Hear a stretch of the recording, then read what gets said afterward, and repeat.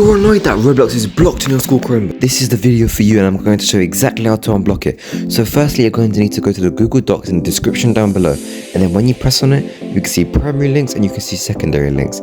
Firstly, you're going to want to use the secondary links, and as you can see all of these links down here, but you're going to want to go to Coursera GQ. So you can see this Coursera GQ, just copy it and then go to a new tab.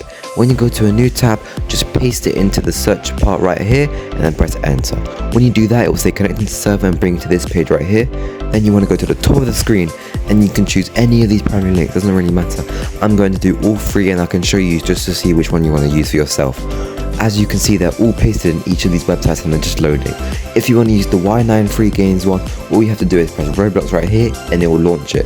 But wait, if you go to the now.gg website, you need to press Ctrl and F and type Roblox, and then it will do this for you, and then you just press the arrow, and then when you press the arrow you can see Roblox link right there, just press it. But the easiest way is if you go to the Education Blue Sky link, this will bring you to this website, just log in and yeah.